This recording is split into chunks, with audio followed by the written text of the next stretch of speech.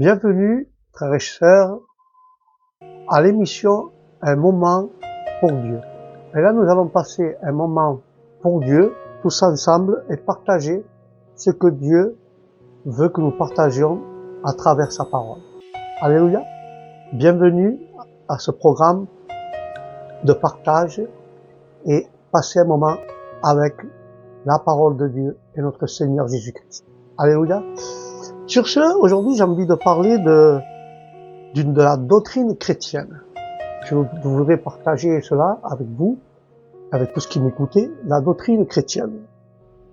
Vous savez, frères et sœurs, que le mot doctrine provient d'une racine verbale qui signifie enseigner. Et le mot a pris par l'usage de quelques nuances supplémentaires pour qu'un enseignement ait une allure doctrinale.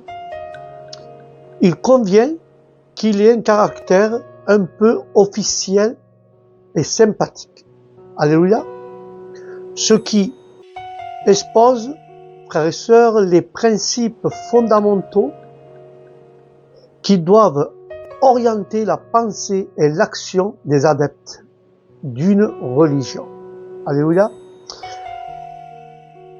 D'un parti ou d'un mouvement, il serait difficile d'exagérer, frères et sœurs, car la place que la doctrine occupe dans la Bible nous montre que le mot Bible en hébreu, c'est la Torah.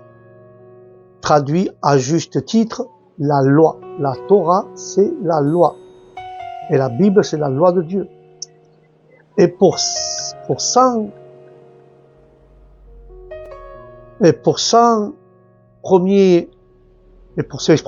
instructions, et les premières instructions de cette loi que nous voyons là, hors de ce thème, désignent seulement les prescriptions légales, mais l'exemple de 5 livres de Moïse et même l'Ancien Testament tout entier. Alléluia. Et c'est ainsi que nous voyons que Jésus cite un texte des psaumes comme étant écrit dans la loi. Et ceux qui ont une Bible, pour partager et vérifier cela, nous allons au chapitre Évangile de Jean, chapitre 10 et verset 34. Et c'est ainsi que Jésus avait cité un texte de psaume comme étant écrit dans la loi. Et nous, si nous prenons le livre Jean 10, 34, nous lisons la parole au nom du Père, du Fils et du Saint-Esprit, il est écrit: et Jésus leur répondit. C'est aux pharisiens que Jésus répond. N'est-il pas écrit dans votre loi, en lui disant, n'est-il pas écrit dans la Bible, n'est-il pas écrit dans la Torah, qui est la loi? C'est pour ça que Jésus répondit de cette manière, n'est-il pas écrit dans votre loi? Alors, Jésus tire des Écritures que c'est la preuve qu'il ne blasphémait point en s'appelant Fils de Dieu. Et il a cité le psaume 82, verset 6. N'est-il pas écrit dans votre loi? Moi, j'ai dit, vous êtes des dieux. Et s'il appelle Dieu ceux auxquels la parole de Dieu est venue, et l'écriture ne peut être anéantie, frères et sœurs, dites-vous, frères et sœurs, à celui que le Père a sanctifié et qu'il a envoyé dans le monde, tu blasphémeras parce que j'ai dit je suis le Fils de Dieu? Les hommes appelés Dieu dans le psaume 82 sont les juges établis par Dieu au milieu du peuple et de ses représentants, mais infidèles dans leur service et n'ayant pas agi selon Dieu, après avoir dit vous êtes des dieux et vous êtes tous fils du Très-Haut. Alléluia. Et c'est pour ça, frères et sœurs, que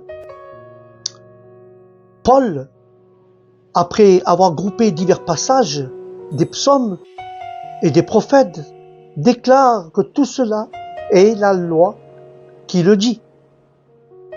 Paul déclare que c'est la loi qui le dit. Et nous allons encore dans notre verset, Romains chapitre 3, verset 19, et la parole dit ainsi. Or, nous savons que tout ce qui est dit, la loi, tout ce que dit la loi, c'est à ceux qui vivent sous la loi. Elle le dit afin que toute bouche soit fermée et tout le monde entier soit reconnu coupable devant Dieu. Mais en effet, personne ne sera considéré comme juste devant lui sur la base des œuvres de la loi, puisque c'est par l'intermédiaire de la loi que vient la connaissance du péché. Alléluia. Et c'est pour ça que là nous voyons une démonstration du péché des Juifs par leur loi. Quand Paul cite que l'Ancien Testament, c'était pour démontrer que les Juifs étaient refermés sous le péché, eux qui niaient pas ce à l'égard des païens. Mais la loi dit, l'apôtre vous appartient et vous vous vantez qu'elle s'adresse exclusivement à vous. Eh bien, voici que dit-elle du peuple et de vous-même. Elle s'adresse à vous, comme vous le reconnaissez. Dieu du haut du ciel ne peut pas découvrir un seul juste, car il dit, il n'y a point de juste, non, même pas un seul, dit le Seigneur. Alléluia, même pas un seul, dit le Seigneur. Car l'apôtre cite le psaume 14, chapitre 14, versets 2 et 3, et il cite aussi Isaïe 59, 7, pour démontrer le jugement qui portait sur les Juifs. Car ces oracles, dont ils se vantaient, ainsi toute bouche est fermée et tout le monde est coupable devant Dieu. Et c'est pourquoi nulle chair ne sera justifiée devant Dieu par la loi. Car d'un autre côté, le monde se vautre dans le mal au milieu des ténèbres, et d'un autre, par le moyen de la loi, le péché est connu. Alléluia. Alléluia. Et il est vain de vouloir rechercher la justification par les œuvres de la loi, car tous les hommes doivent plaider coupable. L'âme qui est fautif devant Dieu se trouve dans une terrible état. Nul homme ne peut être justifié par la loi qui le condamne. Alléluia. Pour pas l'avoir respecté, c'est pour ça l'homme ne peut être justifié car la loi le condamne. Il peut pas avoir, pour pas avoir respecté la loi. Car la corruption de notre nature enrayera toujours toute tentative de justification par nos propres œuvres. Alléluia. Et c'est donc toute la révélation de l'ancienne alliance ou de l'Ancien Testament qui doit être considérée comme une doctrine. En ouvrant le Nouveau Testament, nous ne pouvons être frappés par le temps que Jésus passait à instruire les foules et surtout à ses disciples, et par la manière dont dès le départ les gens étaient impressionnés par sa doctrine pleine d'autorité. Alléluia. Et c'est pour ça que le livre de Marc, chapitre 1, verset 1, chapitre 1, verset 21 et 22, nous parle de ça. On a été frappé par son enseignement, en parlant de Jésus. On a été frappé par son enseignement, car il enseignait avec autorité et non pas comme les docteurs de la loi.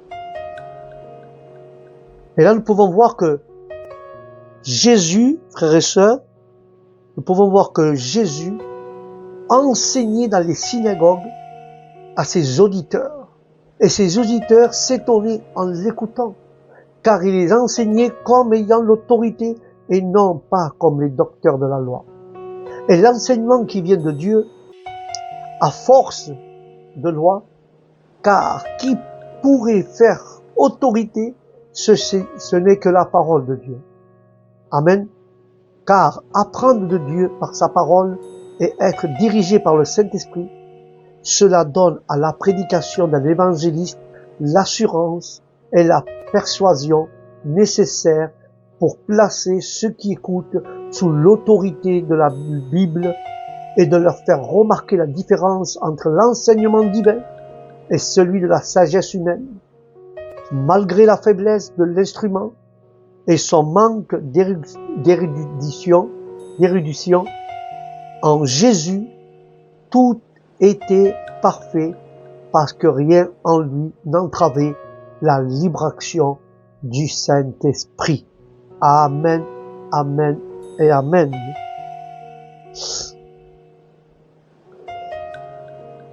C'est pour ça qu'ils étaient frappés par son autorité. Mais la primitive Église était attachée à la doctrine des apôtres. Les églises, ils étaient attachés à la doctrine des apôtres. Et quand nous voyons le livre des Actes, chapitre 2, verset 42, il est écrit, « Ils persévèrent dans l'enseignement des apôtres, dans la communion fraternelle et la fraction du pain et dans la prière. » Ils persévèrent dans la doctrine des apôtres, ils étaient en communion ensemble, et avec les apôtres, ils rompirent le pain et passèrent leur temps en prière. Dans ce texte, nous voyons les débuts de la véritable Église primitive, frères et sœurs.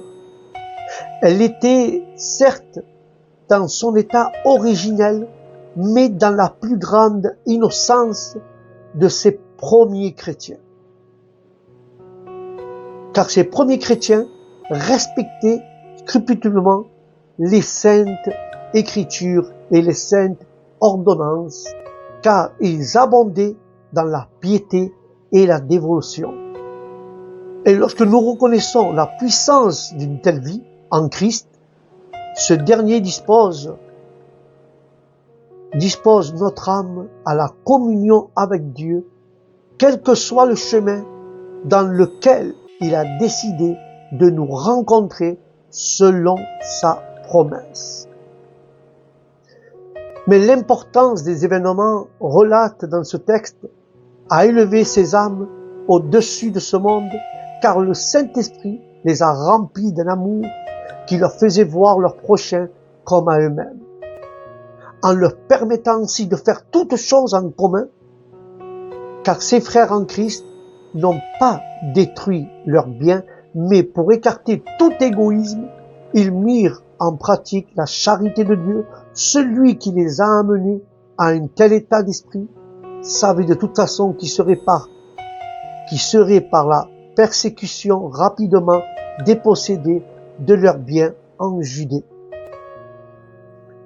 Et le Seigneur, du jour en jour, prédispose les cœurs et à accepter l'évangile, non pas pour professer ces derniers, mais pour être d'abord vraiment amenés à être acceptés par Dieu, étant faits participants de la grâce qui régénère ce que Dieu a admis pour le salut éternel seront amenés à Christ jusqu'à ce que la terre soit remplie de connaissances et de sa gloire au nom de l'Éternel. Alléluia. Joli passage biblique, frères et sœurs, quand nous voyons cela. Et c'est pour ça qu'il parle. Et les docteurs jouent un rôle capital à côté des apôtres et des prophètes. Car le livre de Corinthiens 12, 28 dit « Dieu a établi dans l'Église, premièrement des apôtres, deuxièmement des prophètes, troisièmement des enseignants, ensuite viennent des miracles. puis les dons de guérison, les aptitudes à secourir et à diriger et à parler de diverses langues. Par ces versets-là qui suivent, on voit que l'apôtre, tout en considérant les chrétiens de Corinthe comme constituant le corps du Christ, donc ils étaient les membres dans sa pensée, mais dans l'Église tout entière, comme dans l'Église de Dieu, il n'est pas question dans le Nouveau Testament que de membres de Christ et non pas de membres d'autre chose, sinon que nous sommes les membres les uns des autres comme formant un corps tout entier. Mais jamais il est question de membres d'une assemblée, car l'idée est différente de celle du membre du corps. Quand on parle du membre dans la parole, il s'agit du membre d'un corps, tel que celui d'un homme, en employant le mot corps comme figure de celui du Christ. Il n'est jamais parlé des membres d'une église ou d'une assemblée dans le sens moderne du mot. Car Dieu a mis dans l'assemblée des apôtres, des prophètes, etc., etc. Puis, les miracles, des guérisons de langue. Il y a des miracles, des guérisons et des langues. Il est clair que cela est sur la terre. Où étaient d'ailleurs les Corinthiens quand ils ont eu ça? Ils n'étaient pas dans les cieux, qu'ils ont reçu les guérisons, les miracles et les dons de langue. Ils étaient sur la terre. C'est pour ça. Ils n'étaient pas ailleurs. Et c'est pour ça que les Corinthiens, et que l'apôtre parle de l'assemblée ou de l'église, dans son ensemble comme un tout. Car les guérisons et les langues n'étaient pas dans le ciel. Et les apôtres n'étaient pas ceux d'une assemblée particulière ou d'une église particulière. En un mot, c'est le Saint-Esprit qui est descendu d'en haut, qui avait formé l'unité du corps sur la terre et qui agissait dans le don particulier qui distinguait les membres de l'église. Alléluia. Et là, nous voyons l'importance des dons. Car l'apôtre signale ensuite ces dons, non pour en donner une liste formelle et complète, mais pour marquer l'ordre de l'importance de ceux dont il parle. Les langues dont les Corinthiens, c'est avec de l'orgueil, sans orgueillisser. Ils avaient de l'orgueil parce qu'ils avaient les dons de langue. Tant de se trouver placés, les dernières dans les émulations, il y avait donc des dons plus excellents que d'autres. On devait juger de la valeur de chaque don après la mesure dans laquelle il servait à l'édification de l'église ou de l'assemblée. Alléluia. Et c'est pour ça que Ephésiens 4:11 dit, c'est celui qui a donné les uns comme apôtres, les autres comme prophètes, les autres comme évangélistes, les autres comme bergers et enseignants. Et là, ce verset nous parle de la manifestation de la puissance et de la grâce de Jésus exalté pour son corps. Car les dons sont des ministères pour administrer la bénédiction dans les églises et dans les assemblées. Je voudrais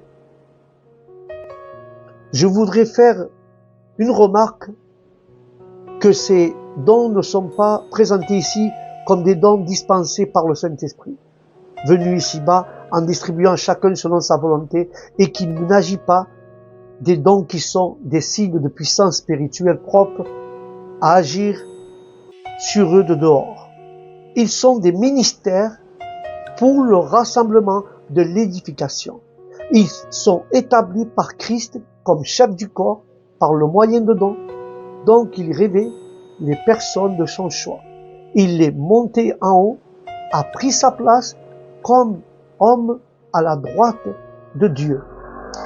Et il remplit toutes choses, mais quelle que soit l'étendue de sa gloire, Christ a tout premièrement pour objet d'accomplir les voies de Dieu en amour, en rassemblant les âmes et en particulier de les accomplir envers l'Église ou l'Assemblée, faisant valoir la manifestation de la nature divine en communiquant avec l'Église ou l'Assemblée et les richesses de cette grâce que ces voies déploient, et donc est la nature divine est la source. C'est dans l'Église ou dans l'Assemblée que la nature de Dieu, ses conseils, les conseils de grâce de Dieu et l'œuvre efficace de Jésus se concentrent dans leur objet. Or, ces dons sont les moyens d'administrer dans la communication de ces choses, car la bénédiction à l'homme, car l'apôtre, le prophète et l'évangéliste et le pasteur et docteur sont des dons. L'apôtre, prophète, évangéliste, pasteur et docteur sont ces dons. Les apôtres et prophètes posent, ou plutôt étaient posés, comme les fondements du bâtiment céleste.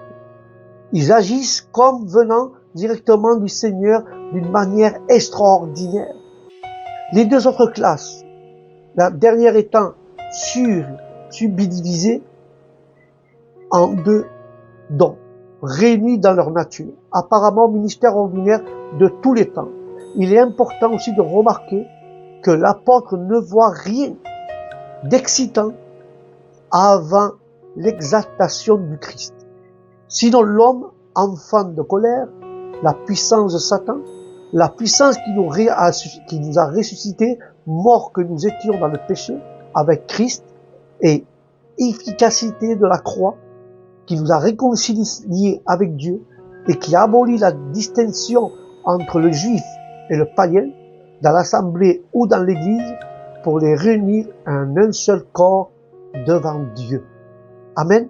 Car la croix, où Christ a bu la coupe et a porté la malédiction de sorte que la colère du passé pour le croyant, la croix où un Dieu d'amour, un Dieu sauveur est pleinement manifesté, car les noms suivent nécessairement l'ascension de Jésus en liant la tête au corps. Amen et amen. Et là, nous voyons l'existence des apôtres. Ne date donc ici que des dons qui ont suivi l'exaltation de Jésus. Car les 12, en étant envoyés par Jésus sur la terre, n'ont point de place dans l'enseignement de cet épître qui traite du corps du Christ et de l'unité et des membres de ce corps, et le corps n'a pas pu exister avant que la tête existait. Il eût pris sa place comme tel.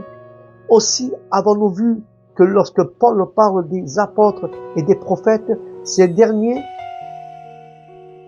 sont pour lui. Qu'est-ce qu'ils sont pour lui, ces derniers?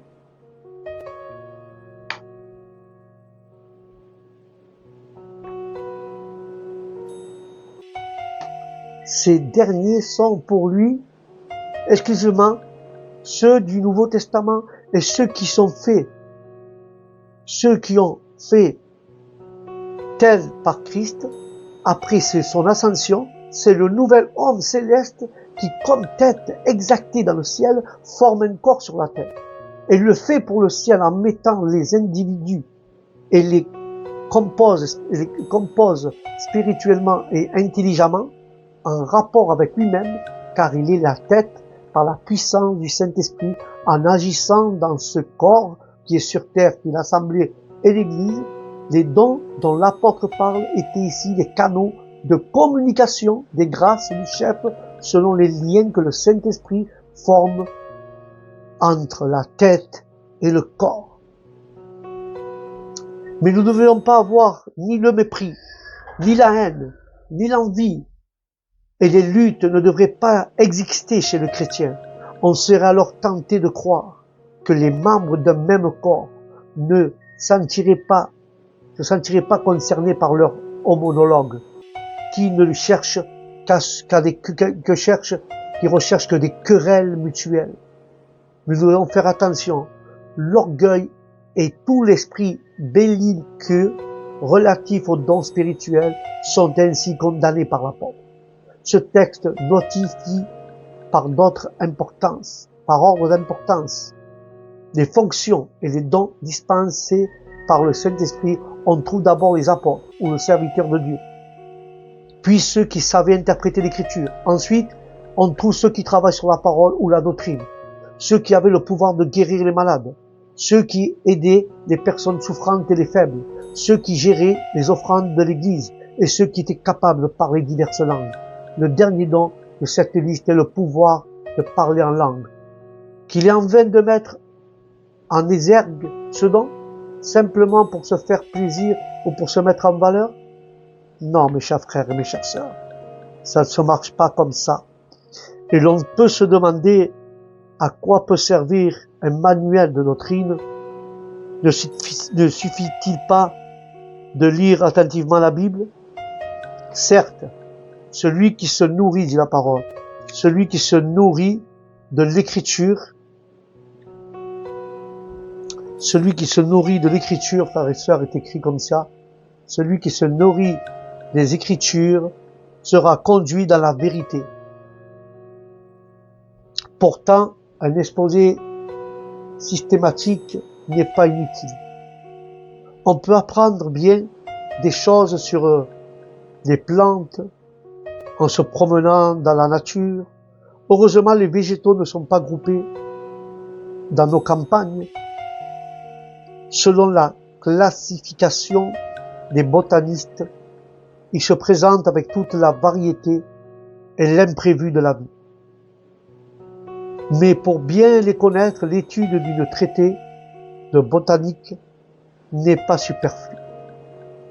Ainsi, les vérités de l'Évangile se trouvent dans les Écritures, mais sans y être classées dans un ordre systématique. C'est heureux.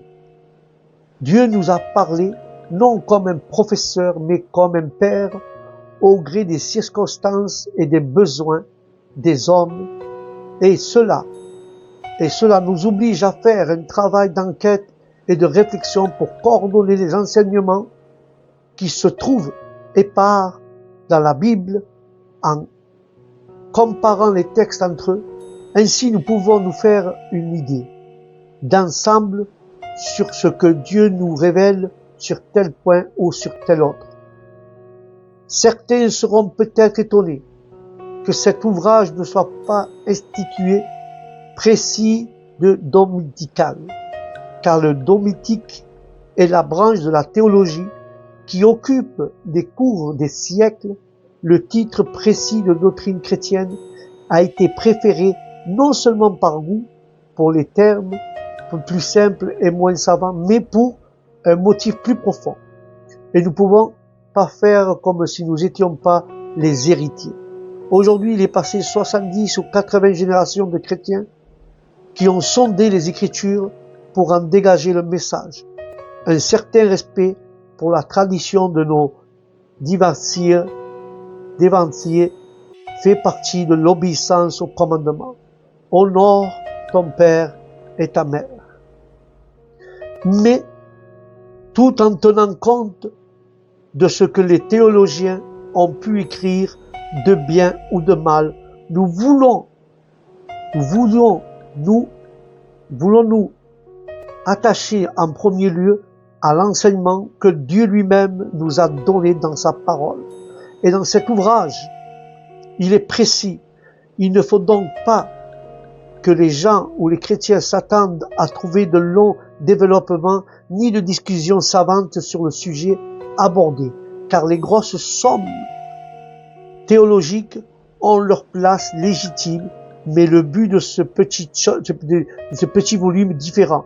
Il vise à présenter au peuple chrétien, même le moins averti, l'essentiel de ce qu'il faut croire. Alléluia. Cela ne nous empêche pas d'employer des termes qui ne se trouvent pas dans l'Écriture et qui ont été forgés au cours des siècles pour exprimer d'une manière commode des vérités. Elle est bien spéculaire. Celui qui ne voudrait employer que des expressions bibliques devrait commencer par rayer son vocabulaire. Alléluia. Car le mot Bible lui-même car ce mot se trouve bien sur la couverture, mais nulle part dans le texte de nos livres saints. Et je pense que nul ne serait assez pédant ou assez borné pour en arriver là. Alléluia. Donc, en évitant le jargon difficile à comprendre, nous ne reculons pas devant l'emploi de tels termes théologiques utiles pour fixer notre pensée. Amen. Et j'aurais pu me borner à présenter la dénominateur commun des idées professées par les croyants évangéliques dans leur assemblée. Les croyants évangéliques dans leur ensemble. Et en évitant prudemment d'aborder les points sur lesquels il y a des divergences, j'ai pensé que ce petit manuel serait plus utile si j'usais pas d'une telle réserve.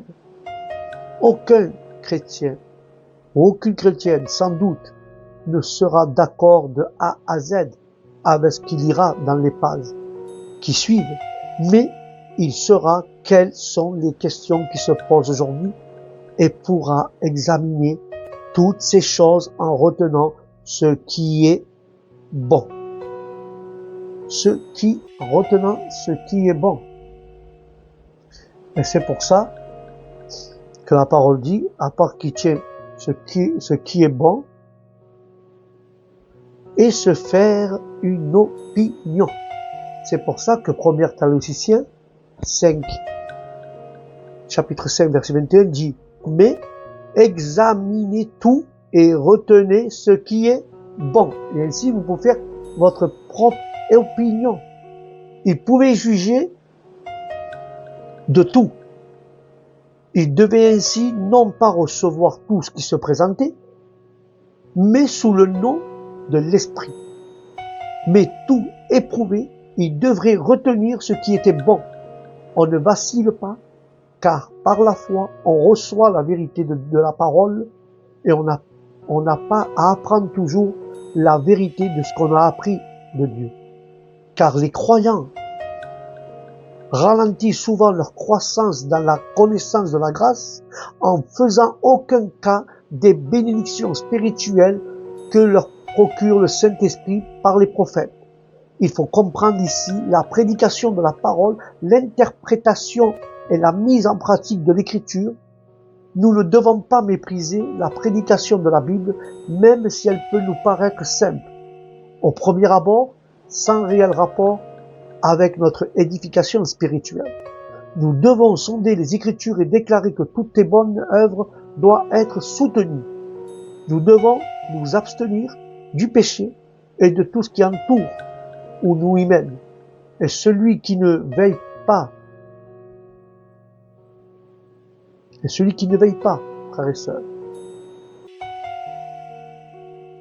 dans ce sens, qui s'écarte pas de l'iniquité pour en éviter les diverses tentations ne sera pas gardé longtemps du danger que représente cette pente dangereuse. Alléluia. Et il s'agit d'une précise doctrine, frères et sœurs. Une doctrine chrétienne. En effet, la révélation que Dieu nous a donnée dans la Bible, Jésus-Christ, pour centre, les Écritures de l'Ancien Testament ont déjà pour objet de lui rendre témoignage.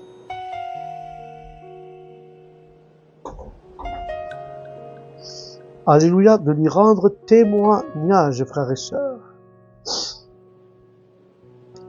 Les Juifs considéraient que la vie éternelle était révélée par les Écritures. Mais quand nous voyons Jean 39, il est écrit, « Vous étudiez les Écritures parce que vous pensez avoir par elles la vie éternelle. Ce sont de tels qui rendent témoignage à mon sujet, dit le Seigneur. » Et c'est pour ça que les Juifs considéraient que la vie éternelle était révélée par les Écritures et qu'il a possédé parce qu'ils avaient la parole de Dieu entre les mains. Mais Jésus les invite à fouiller les Écritures avec plus d'assiduité et d'attention. Vous sondez les Écritures parce que vous pensez avoir en elles la vie éternelle. Les Juifs sondaient en effet les Écritures, mais uniquement pour se glorifier personnellement. Ils possédaient, et il est possible, frères et sœurs, de constater que certaines personnes ont une grande connaissance de l'Écriture. Alléluia. Mais si nous voyons la réalité, en tout état cependant étranger à la puissance de ces derniers, on peut interpréter le message du Seigneur, sonder les Écritures sous la forme d'un appel. Si vous déclarez recevoir et croire à l'Écriture, qu'elle en soit juge. Elle également elle commande aux chrétiens de sonder les Écritures. Il est également recommandé aux chrétiens de sonder les Écritures. Ils doivent non seulement les lire ou les entendre, mais ils doivent en plus les sonder. Ce qui doit dénoter une certaine assiduité dans leur examen de leur étude. Et nous devons sonder les Écritures avec une certaine perspective céleste. Car il y a un but final. Parce que vous pensez, frères et sœurs, après avoir en elle la vie éternelle, nous devons sonder les Écritures pour Christ. Il est en effet le chemin nouveau et vivant qui nous conduit au paradis. Alléluia.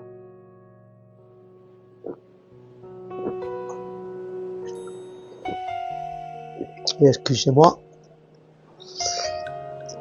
Et c'est pour ça que la parole dira ainsi encore.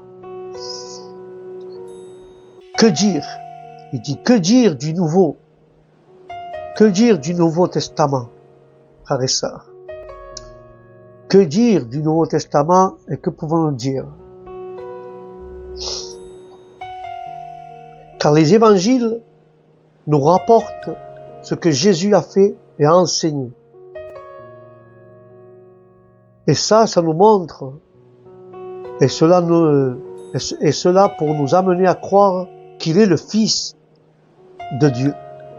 Les Écritures nous révèlent que Jésus est le Fils de Dieu. Alléluia. C'est pour ça que l'évangile de Jean 20, verset 31 dit, mais ces choses qui ont été écrites afin que vous croyiez en Jésus et le Christ, le Fils de Dieu, en qui croyant, vous ayez la vie en son nom. Si nous croyons que Jésus, qui est le Christ, est le Fils de Dieu, nous croyons ça avec tout cœur, alors nous ayons la vie éternelle rapport à son nom. Il y eut beaucoup, frères et sœurs, il y a eu beaucoup d'autres signes et des preuves de la résurrection de notre Seigneur. Et ceux qui ont été relatés par écrit permettent à tous de croire que Jésus était le Messie promis, le Sauveur des pécheurs et le Fils de Dieu. Par la foi, quiconque peut obtenir la vie éternelle, par sa miséricorde, sa vérité et sa puissance. Puissons-nous vraiment croire que Jésus est le Christ, croire que nous avons la vie éternelle en son nom? Est-ce que tu le crois? Alléluia. Et c'est pour ça, frères et sœurs, que nous devons croire qu'il est le Fils de Dieu. Car le livre des Actes, frères et sœurs, qui nous donne une idée de l'action que le Seigneur glorifie et continue à déployer dans les épîtres, les apôtres ne veulent savoir que Jésus-Christ est Jésus-Christ crucifié. Car le livre de Corinthiens, frères et sœurs, 1 Corinthiens chapitre 2 verset 2 dit « Car je n'ai pas eu la pensée de savoir parmi vous autre chose que Jésus et Jésus crucifié. » Car Christ, dans sa personne, dans ses fonctions, dans ses souffrances, et comment le dire, cette chose est idée où il est le centre de l'évangile, car Jésus doit être en effet le grand sujet de la prédication du serviteur de Dieu. Alléluia. Sans toutefois exclure les autres parties de la vérité et de la volonté divine. Car Paul a prêché tout ce qui concerne Dieu. Peu de personnes ont une réelle notion des craintes qui animent les fidèles. Les fidèles serviteurs de Dieu, profondément convaincus de leur propre faiblesse, ils connaissent, frères et sœurs, ils connaissent leurs limites, ce que parfois ils remplissent, ils sont remplis de crainte, car ils connaissent leurs limites. Car quand Christ est crucifié et clairement prêché, le succès de cette prédication repose entièrement sur la puissance divine qui accompagne la parole. Les hommes sont ainsi amenés à croire jusqu'à qu'ils acceptent le salut dans leurs âmes. Ceux qui reçoivent la doctrine du Christ en tant que message divin, ayant été éclairés par le Saint-Esprit, ne voient pas seulement que cette doctrine de l'histoire du Sauveur crucifié, mais discernent aussi les desseins profonds et admirables de la sagesse divine qui les anime. Et cette doctrine, frères et sœurs, annonce le mystère manifesté aux saints. Caroline Colossiens en parle. Mystère autrefois caché aux païens. Il était auparavant uniquement relevé de manière relativement lointaine par les prophéties, mais il est désormais annoncé ouvertement par l'Esprit divin. Jésus-Christ est le Seigneur de gloire. Aucune autre personne ne peut porter un tel titre. Alléluia. Amen. Et c'est pour ça qu'ils parlent du Jésus-Christ crucifié. Mais ils ne veulent pas faire autre chose que rendre témoignage à celui qui est la parole de la vie. Car le premier épître de Jean, chapitre 1, du 1 au 4, nous pouvons comprendre que celui qui était dès le commencement, ce que nous avons entendu et ce que nous avons vu de nos yeux, ce que nous avons contemplé et que nos mains ont touché concerne la parole de vie. Car la vie a été manifestée et nous l'avons vue et nous lui rendons témoignage et nous annonçons la vie éternelle qui est après, qui a été auprès du Père et qui nous a été manifestée. Ce que nous avons vu, entendu, nous l'annonçons à vous aussi, afin que vous aussi, vous soyez en communion avec nous. Or, notre communion est avec le Père et avec son Fils Jésus-Christ, et nous écrivions ces choses afin que notre joie soit parfaite au nom de Jésus. Les épîtres de Jean sont-elles exposées sur les principes d'un christianisme tant à terme de doctrine comme de pratique, et le but est revêtu et de mettre en garde les croyants contre les pratiques et les principes erronés et profanes en particulier. Vouloir nier la divinité du Christ ainsi que ses souffrances et sa mort en tant que sacrifice d'expiation, l'apôtre met en garde à chaque chrétien contre ce prétexte, que les croyants étant sauvés par grâce ne sont plus obligés d'obéir au commandement de la parole de Dieu. Mais cet épître nous invite aussi à tous ceux qui professent connaître Dieu et entretenir une communion spirituelle avec ce dernier, à croire en lui, à marcher dans la sainteté, à s'écarter du péché, en montrant une profession de foi extérieure, n'est rien sans les évidences d'une vie et d'une conduite pieuse, car elle l'aide également à cheminer plus loin. Elle incite les véritables chrétiens à entretenir une communion avec Dieu et avec le Seigneur Jésus-Christ en ayant de la constance avec et dans une foi véritable en toute pureté de vie. L'apôtre adresse son épître aux croyants avec un témoignage en se référant à Christ pour promouvoir le bonheur et leur joie. Il montre, frères et sœurs, il montre la nécessité de garder une vie sainte de sainteté pour avoir la communion avec Dieu. Ce qui était le commencement de cette excellence et non créé éternellement, étant égal au Père qui est apparu un jour sous une nature humaine pour le salut des pécheurs et Christ, le grand sujet développé par l'apôtre à l'intention de ses frères. Car les apôtres ont connu Jésus et ont été témoins de sa sagesse et de sa sainteté. Ils ont constaté ces miracles qui sont amour et sa miséricorde pendant ces quelques années passées ici-bas sur terre, jusqu'à qu'il soit crucifié pour les pécheurs, puis ressuscité des morts, car les disciples ont ensuite touché leur maître pour voir la preuve totale de sa résurrection. Car le Seigneur Jésus-Christ, cette personne divine, est la parole de Dieu. La parole de Dieu apparue sur une forme humaine pour pouvoir devenir l'auteur de la vie éternelle et de toute l'humanité par la rédemption de son sang et l'influence de son esprit, capable de créer une nouvelle nature et une nouvelle créature. Alléluia. Car les apôtres ont témoigné de ce qu'ils avaient vu et entendu, afin que les croyants puissent partager leur consolation et leur avantage spirituel éternel.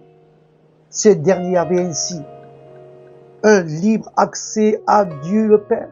Ils avaient une expérience heureuse de la vérité dans leur âme, montrant ainsi l'excellence de leur vie spirituelle. Et dans cette communion des croyants avec leur Père et le Fils a été initialisée et étendue par l'influence du Saint-Esprit.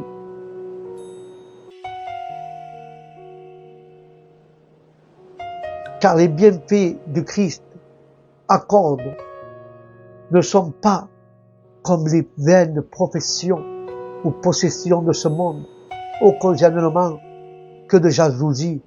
La joie et le bonheur, être en communion avec Dieu. C'est ça la joie et le bonheur, être en communion avec Dieu. Ceux qui peuvent annoncer leur réelle communion avec le Père désireront amener les autres à participer à la même bénédiction. Alléluia, béni soit Dieu. Car le livre d'Apocalypse est un cantique de l'agneau immolé, en même temps qu'un cri d'espérance dans l'attente du roi qui revient. Avec toute plénitude se trouve en lui. Toute plénitude se trouve en lui, dit la parole.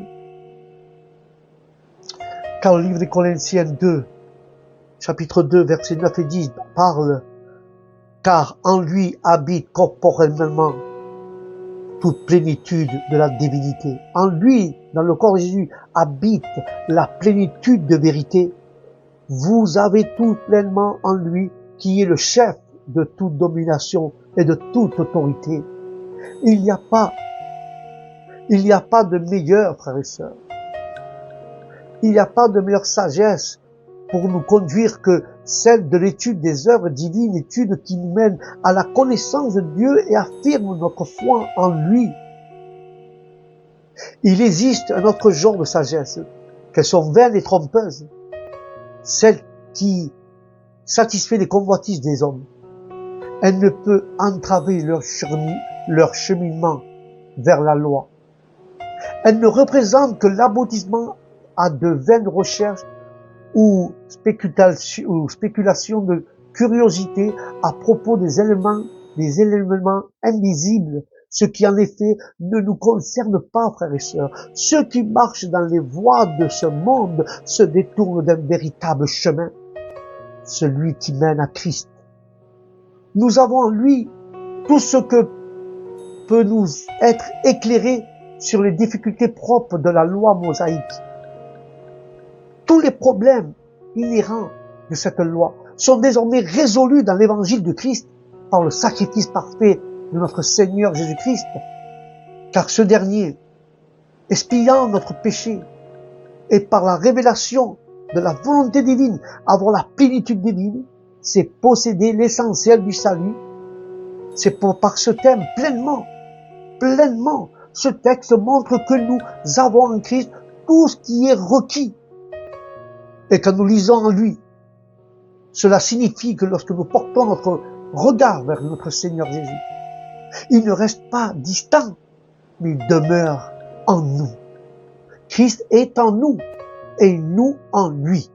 Lorsque, par le pouvoir de l'Esprit, notre cœur est sensibilisé et que nous sommes unis à notre tête spirituelle, la circoncision du cœur, la crucifixion de la chair, la mort et l'ensevelement du péché, et au monde, ainsi que la résurrection en nouveauté de la vie, par le baptême, par la foi. Tout cela prouve que nos péchés sont pardonnés et que nous sommes complètement délivrés de la malédiction de la loi à travers notre Seigneur Jésus-Christ. Nous qui étions morts dans le péché, sommes ramenés à la vie par le sacrifice de notre Seigneur Jésus, qui fut l'anéantissement de nos péchés et sa résurrection et le retour à la vie de notre âme. Amen, amen et amen. Et je vais conclure avec cela, frères et sœurs.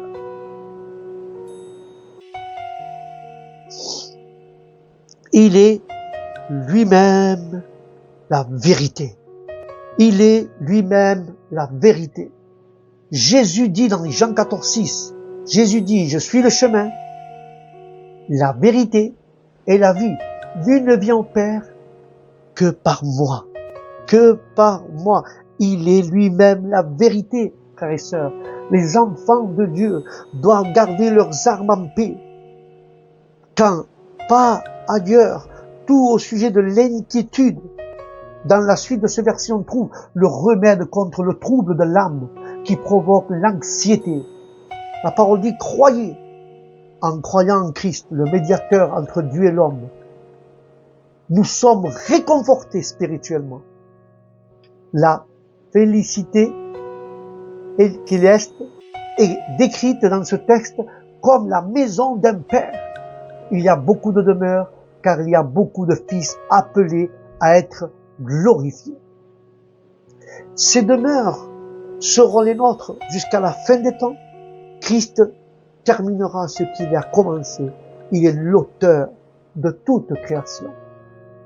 Il a préparé cet endroit céleste pour nous.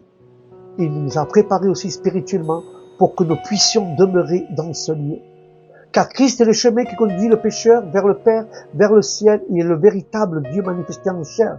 Il s'est sacrifié pour expier notre péché. Il est notre avocat. Il est la vérité. Il représente l'accomplissement de toutes les prophéties relatives au Sauveur. Il est la vie. L'Esprit qui régénère, fait renaître celui qui est mort spirituellement dans le péché. Car nul homme ne peut s'approcher de Dieu en tant que Père, à moins qu'il ait ressuscité spirituellement, il est ressuscité spirituellement par le Christ. Car la vie enseigne par Christ la vérité qui conduit par Christ. Le chemin Christ est le chemin qui mène à nos prières à Dieu. Et les bénédictions célestes peuvent alors nous combler. Car c'est un chemin sûr qui mène au repos. Christ est la résurrection pour tous ceux qui l'ont vu par la foi, ont vu le Père en lui. Et à travers de la lumière de la doctrine de Christ, les siens discernent Dieu le Père des lumières dans les miracles de Christ. Ils discernent le Dieu tout-puissant, la sainteté de Dieu manifestée par la pureté de la vie du Christ. Et nous devons croire en Christ, celui qui a été révélé par Dieu, l'homme. Les œuvres du Rédempteur montrent sa gloire et en lui, nous pouvons discerner le Père. Amen et Amen. Et voilà, mes frères et mes sœurs, c'est donc toujours en rapport avec lui qu'il convient d'aborder n'importe quel point de doctrine. C'est Jésus, la parole. Alléluia, c'est Jésus qui nous montre les enseignements, et les enseignements veut dire, le mot doctrine veut dire enseignement. Et tout ce qui nous enseigne le Christ, tout ce qui nous enseigne le Christ que nous avons lu, toute la doctrine est en rapport avec lui, il convient d'aborder n'importe quel point de doctrine avec Jésus. C'est Jésus qui nous donne toute la doctrine. Il la donne aux apôtres, la donne aux pasteurs, aux prophètes, pour qu'ils puissent la mettre dans l'assemblée, pour qu'ils puissent partager cette joie parfaite. Voilà, mes frères et mes sœurs, c'était un moment avec Dieu. Aujourd'hui, nous avons parlé de la doctrine chrétienne. Je vous remercie de m'avoir écouté. Que Dieu vous bénisse, que la paix de Dieu vous accompagne où que vous soyez. Et je vous dis au prochain programme, un moment pour Dieu. Que Dieu vous bénisse. Shalom.